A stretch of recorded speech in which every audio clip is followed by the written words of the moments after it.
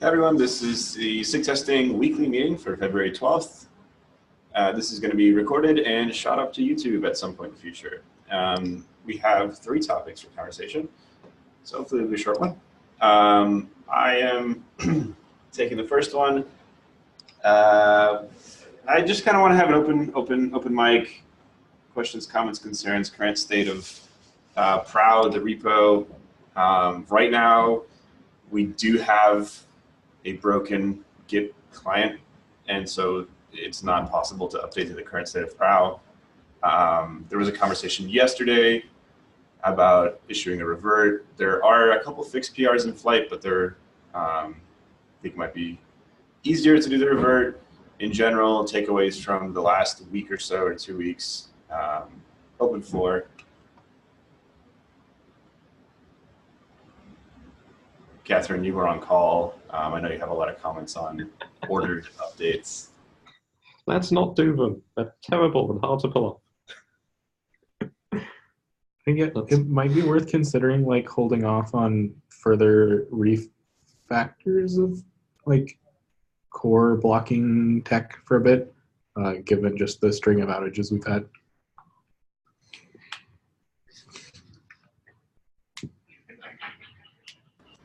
Okay, so if we do that, do we also hold off on placing new features in for those same ones? Like specifically in this case, should we let the simple fix go in for the Git client and hope that nothing else is broken? I mean, yeah, I think we should get master working again first, and then we can worry about refactors. Well, getting master working is reverting the PR, right? I think that the issue with this one specifically too is like it's untestable right now, and so the stuff that went in just kind of went in, right? So if I mean, I agree that it might be good to hold off on larger refactors, but at the same time, do we then add features to untested code that's core to Prowl? Well, the refactors to make things more testable are certainly the first thing we should address after we get master working again, I think. I agree that, yeah, we should be, if we have significant areas that are causing outages when we make breaking changes, or when we make changes, then we need to be refactoring those to be testable. I mean, that said, it is refactoring that has been breaking things. It hasn't been refactoring to like make things testable that's been breaking though, or has it? I haven't been following that.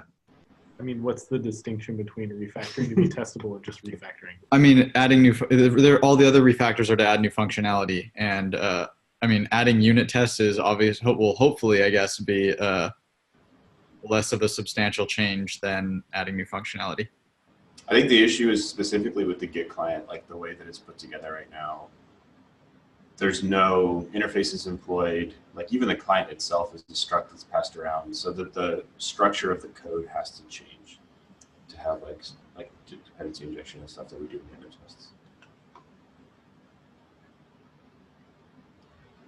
And so that's also similar to the client config loading code as well, where like the code right now calls out to, os.getenv, and there's no real fake for that. Similarly, the Git client right now literally calls exec.command, and there's no fake for that either. So it doesn't seem like the current flow is testable. So my thoughts is, one, there's, the Git client. I mean, we've had the Git client for a long time, so we don't need to, and the Git client hasn't been an issue until we started trying to add support for GitHub Enterprise. And so I feel like 2 appropriate responses to breaking to the outage here is either to revert the GitHub Enterprise support for the Git client, in which case we go back to the previously working Git client, or we could add a small targeted unit test for the specific problem that we're having here. I think there should actually be solutions. I mean, there's reader interfaces to deal with files and whatnot. I think there are smaller changes that we could do to make things testable rather than refactoring everything, although refactoring things might be a good solution, but I would be more comfortable doing that once we get in the unit tests that we have already shown had caused us outages. Okay, I mean, I think we're in agreement that the current, like, the first step today that we need to take is to revert. And so you're saying that we should prioritize a small refactor to add unit tests for the specific feature that was added previously. Yeah, I mean, or potentially, yeah, if we don't want to revert, I mean, I think reverting is fine. I think also if it's like, oh, hey, we goofed and here's a one-line fix and here is a unit test that tests this exact scenario, I think that is also fine.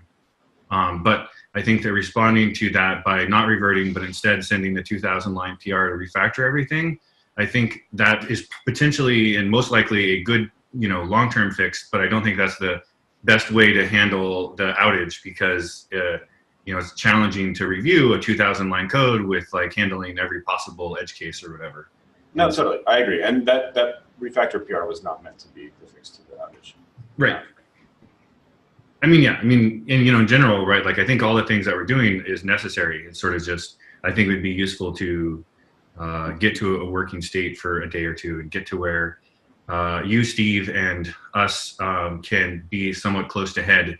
Because I think right now we're still back in January for our Proud deployment. And so that'd be a good thing to fix before we continue on our relentless refactoring bandwagon.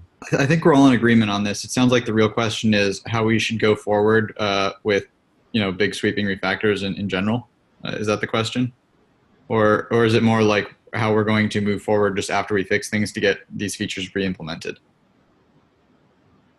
I think both of those were questions, because I think, okay, so if we revert this and we say, like, it's a good idea not to do large refactors, do we, like, as a policy, do we want to, for instance, accept a PR that adds, some small subset of testing and changes the GitHub Enterprise support and accept the risk that that might have not added enough testing to actually be sufficient?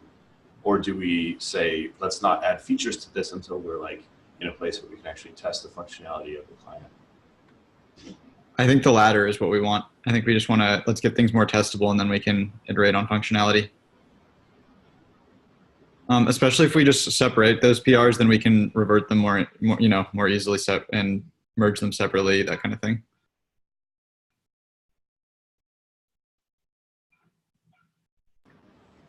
Any other topics? I mean, on the ordered updates, yeah, I think generally I'm also in agreement. Ordered updates, not a good time.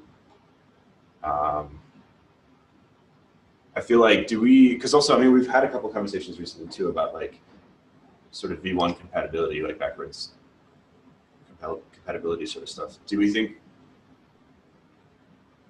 we're at a point where we can say like we can never have a breaking update again in the future? I feel like historically, the pattern that we followed is to make sure that whenever we, add new functionality or change existing functionality, there's some sort of migration period where we support, both patterns, which often can, is technically more complicated. And I feel like that's worked well for us. So I feel like we could just continue doing that. And I don't exactly know how that would work for this particular example. When we're migrating from status, maybe, you could separate out we still mark the status context as skipped, but then we deploy the new branch protector that doesn't mark those as required or something. And then after we've deployed that and given people enough time to run that, then we add a second PR to remove the logic to, set the unnecessary skipped context or whatever. I feel like historically that's kind of the pattern that we've been going, and that's more or less worked well because it's given people time to upgrade and given us time to upgrade without regressing any functionality. And so then we can get to where the new world is, and then we can remove the deprecated functionality. I feel like that pattern has been working, and I feel like in the last month or so, we haven't been as rigorous in supporting that. And I think that's where we've run into trouble. Yeah, I agree. And I think the pattern could be, there's like low hanging fruit in the sense that if we, I guess what I'm trying to say is that right now we don't really advertise these migration periods particularly well. we do try to, I think we've been more diligent about updating the announcements section. But who's going to actually look at that announcements.md like file? Nobody is. So I'm thinking that if we had some sort of mailing list or something, we could like not really change what we're doing that much and actually have it be much more visible to people. That's a good point. I was hoping to start looking into breaking up Prow as a working group and a repo, and I think coming with that, we'd probably get around. Like right now, even just using the Prow Slack channel, maybe we should be posting breaking change announcements there in addition to announcements.md. Yeah, we have the topic. And then also I feel like the SIG testing Google group isn't particularly noisy. So if we're posting a update once a month, once a week on that, like I don't feel like that would be, all that onerous of a thing to do. Yeah, that could be a good forum too. Although I think that there's a lot of people that use Prow that are not going to be in the SIG testing mailing list. So having something that's a little more Prow specific might be helpful, or just using the Prow channel. Right.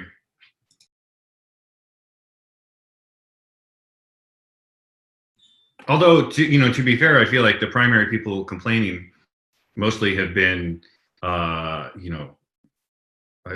feel like we've been inflicting most of the pain on ourselves. There hasn't been a lot of complaints from, it's either Red Hat or the Kate's instance that is feeling the brunt of things, and not so much, complaints from other people saying, hey, you guys have, it's more like, hey, we need support for GitHub Enterprise and you don't have it.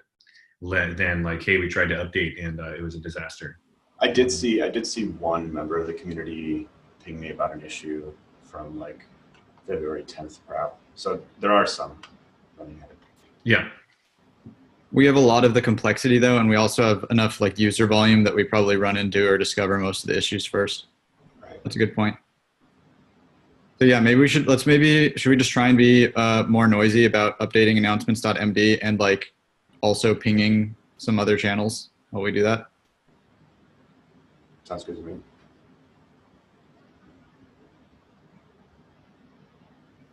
Other topics that people want to bring up on this subject?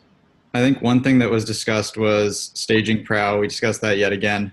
I think the two things were discussed. One, Ben mentioned potentially something like the subreddit simulator, kind of just having a bunch of bots like spamming in their own little Prow repo or whatever. That'd be kind of cool. Might also be good to have like a more kind of prod canary kind of deal where we have test infra on its own Prow deployment or something like that. We kind of need a good repo separation though, I think, to be able, maybe even an org separation to be able to like have a separate Prow canary kind of deal. Yeah, that was actually kind of the main idea behind the simulator, is that you could just turn Fediverse into kind of looking like people are developing. But Sorry, you don't actually become on it. up your mic. Yeah. That was kind of the idea behind the simulator thing, is you can have like Fediverse kind of look like people are developing, but not actually be something we depend on. So we could ask everybody to add their sock puppet account to Fediverse and do random activity on there.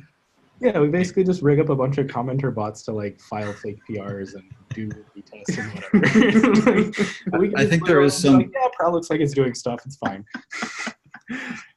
I think there is some value to having it run on something that we care about or would even notice. Having something that has human interaction. Because if those bots just start doing things and it's not working properly, we need a good way of exposing that. I would argue it. So I guess the main problem is we need something that we're okay canarying, but we also, if we do it to like, Prow itself or to test infra, then we have a kind of a problem where when we break it, we have problems fixing it because it's broken, since it kind of automates itself. So I think one of the things that could help here is also breaking Prow out into its own repo and not having the Kate's Prow config in that same repo, right? Because the automation around that would be separate. And if we have automation issues in just the test infra repo, those are very manageable for us. Like we can manage those so much more easily and with so much less impact on other people. I think mostly it's been like Prow is broken, so Prow can't update itself to do the revert. Right. Yeah, that's been the annoying thing. Like I think that's generally the oopsie doopsie. Sure. but I'd rather deal with just prow broken on test infra, Yeah, than totally. everywhere. I still kind of want to see like a bunch of Feta bots like doing a fake test info or something. I think that might actually. I feel like we should be. I mean, the problem is prow is not really designed to have multiple prows running and managing the same repo, and so we would either need a way to to not have the primary prow instance handle the whatever, either the test info repo or our other canary repo, or else we would have to use a different org because a lot of our plugins and stuff are configured to target the org level. It should be pretty easy to like add something where we just reject webhooks from a certain repo. Right. Yeah, to sort of have like a canary repo flag and then have hook ignore everything for that. Yeah. That'd actually be pretty nice. We could do that, but using an org separation would just allow us to do that today pretty easily. Yeah, but I mean doing this would let you actually do the test info canary thing without trying to like move test info. I mean, we have the 3 jobs, right, that pushes the new image on each commit and then then applies whatever the current config is on each commit and then creates a PR to update the config that it will apply. And we could essentially have a 4th step that does something in Fediverse. And so I mean, I feel like if we did all that, then we could essentially get better protection and make sure that test infra is always working so long as the Fediverse test infra is able to create PRs or whatever. But What are we looking at, like a Selenium harness to go back into GitHub and check that labels are applied, and a Kubernetes client to make sure that pods are running? I mean, we could even just at first like after you upgrade Prow, go take a look at Fediverse and see if things are applied. Yeah, I think there's more complicated things, but for the most part, we could just make the PR creator say to like go check this, give it 4 links and make sure to open those and make sure they look sane. Although for this particular last outage, I don't know that. Right. Depending on how much load we generate in Fediverse, I don't know that it would actually have caught the issue. Well, Right. we also probably won't have multiple build clusters, but like we also probably wouldn't have multiple build clusters, but like we could still catch some of it. Right. Right. And I think potentially the more valuable and like easier to achieve is the canary, because the amount of traffic and like random interactions that humans are going to create on this thing is going to be like a larger subset of the input space. I feel like if we have something like Fediverse, it would certainly be helpful, but I think we're gonna miss like a ton of issues. Just kind of like historically, if you look at like the Kubernetes security repo and how there's been skew there, I would imagine that there'd be similar types of skew with a bot, just a bot run repo. It would be. This whole idea. I think it does have a lot of value though, because this is basically what Steve has been doing for us. He just like deploys Pro ahead of us and sees if it's broken, and it's great. So we should maybe have a formal way of doing it. I mean, we've learned, but that doesn't actually work. Yeah, I mean, Yeah, well, it's like when you guys have more instead of setting OpenShift Pro on fire, we should set Fediverse Pro on fire. No, yeah, I agree. Like, Yes. I think the canary is a really good. So it's like a first step. It's not the whole step, but it's like a step. Yeah. Okay. Cool. And maybe we can like tack this onto like when Prow is its own repo and we don't accidentally create an outage for people that are just trying to manage their own job config. And we also don't have like the cyclical outage problem. That's definitely an important point. I don't know that we want someone to be unable to update their job because. Right. I actually got hit by that because this Git thing makes it so you can't approve your own PRs, and so my revert PR never got approved. And I just assumed it would work. Anyway. Cool. Any last comments on this one, or are we ready for Spyglass? All right, Catherine, take it away. Okay, so first thing I'd propose that these meetings desperately need restructuring because we literally never reach the end of the agenda. Other than that, do you want to talk about that before or after your demo? after. We are going to get kicked out like halfway through anyway. So, So we want to kill Kubernetes, which for anyone who is unaware is the thing that we link to from GitHub statuses, so you can know why your tests failed. And replace it with this thing in Prow called Spyglass. We demoed this, I think, about 6 months ago when it was kind of barely existent, and it's now better and could plausibly replace Kubernetes in the next few weeks, maybe. So I'm going to show you what we have, and then people can complain about why it's not good enough or something. If I can find the share button. Why do I have 16 different options here? Here we go. Is that working? Yes. Okay, so this is what Spyglass looks like running on my workstation because Prow is still in January. So basically, you get a page like this, which has your links to various pages. I don't know if you can see under there. As well as the same metadata that Kubernetes gave us, handily summarized into a sentence, or you can see all of it. Like Kubernetes, we show you the tests that failed somewhat more compactly. You can expand them for the same detail Kubernetes gives you, and you can click this link, but oh, there we go, and see the associated logs with no coloring, because it turns out we store corrupted ANSI colors in our JUnit files. What else do we have? The rest of it is shorter. That is less broken now because we fixed it. And we show the build logs with highlighting, and we also do the same highlighting Kubernetes does of words that sound bad, which is really kind of useless, and we should definitely change how that works someday, but that's not the current aim. And you can expand skip lines, and you can see the whole thing. Like Kubernetes, it loads those progressively, and also because this is running on my machine, it's slower than it would normally be, and that should open in a new window, but doesn't, so there's a bug. So there is the brief demo of Spyglass. There you can see it loading progressively instead of everything having to be ready like Kubernetes does.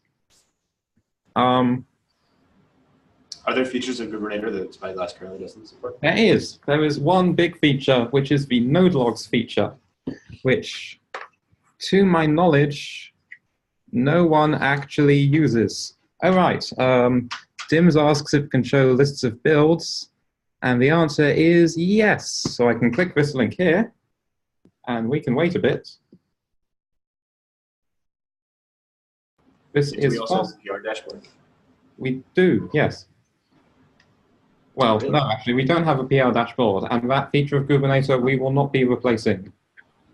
Are we going to keep running Kubernetes? We will keep running Kubernetes for that feature, but possibly with other parts out of it, or at least just suggest you not. So we have this page, which shows that this job doesn't work. And similarly, we have this page, also inspired by Kubernetes, having a similar page.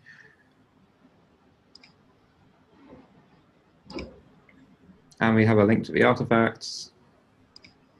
What are the major blockers you see for this being feature complete? Right, so we don't have the node logs.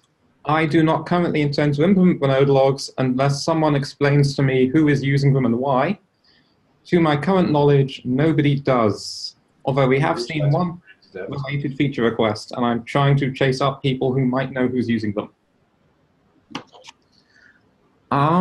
Other than that, we don't have, oh, and I haven't actually implemented these links at the top for real. I faked them for this demo. So I need to build that too. Other than that, I don't see any blocking issues, and I hope that we can do this sometime soon and finally actually deprecate Kubernetes instead of just talking about it for a year. So the migration strategy here would be having the links that we have on Git on PRs on GitHub switch over to Spyglass instead of pointing to Kubernetes. Yeah. So the idea is that we would switch the links from GitHub. There would be a banner probably at the top of all this that says we are now using Spyglass instead of Kubernetes. You can go to Kubernetes here, contact SIG Testing if you need new features here, because Kubernetes will eventually go away. And that banner will link to the same job results in Kubernetes. Perfect. Are we expecting to integrate this view with any of the other ones that are currently in deck, like the job overviews or the PR dashboard, or the PR status, I guess? We are being kicked out of a room. I can try going to a different room.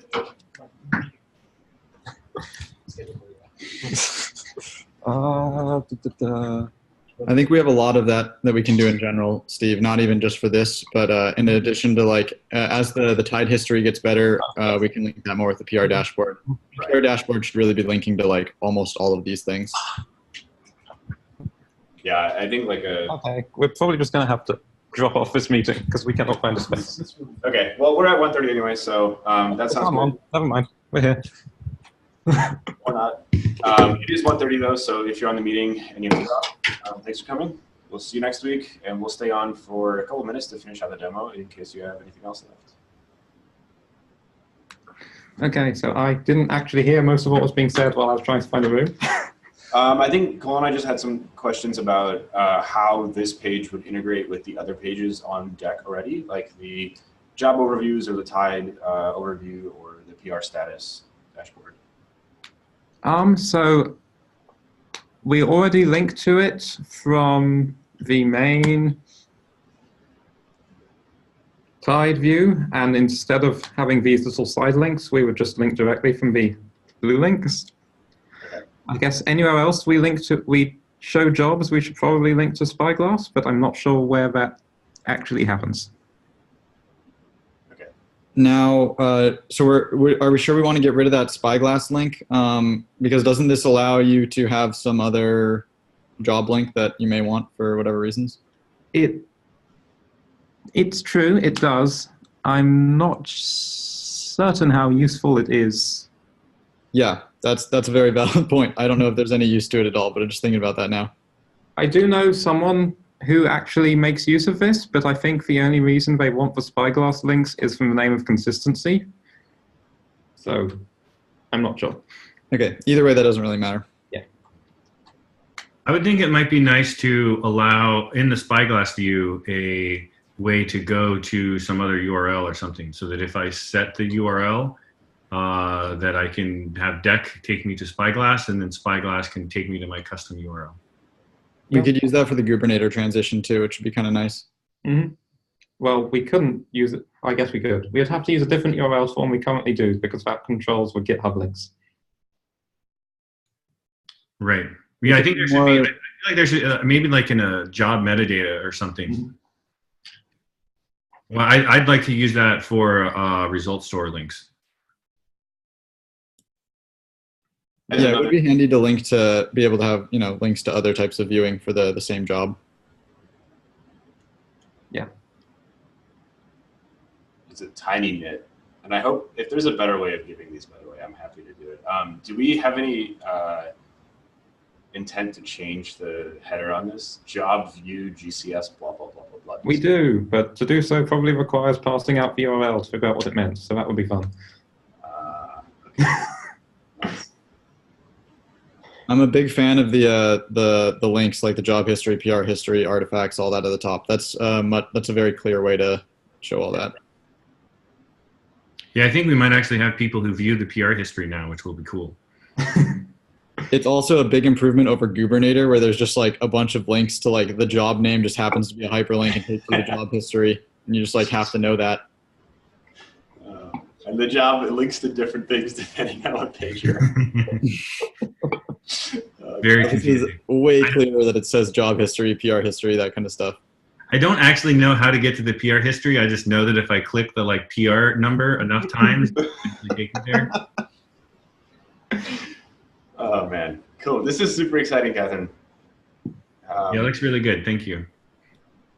What's the best place for people to give you feedback if they have any? Probably the Slack. PROW or SIG testing channels in Slack, or by finding issues and assigning me. Cool. I think there's, I had one tiny comment which I can take offline with Cole. Otherwise, I think our meeting is over for today. Thanks everyone for coming, and see you next week. Bye.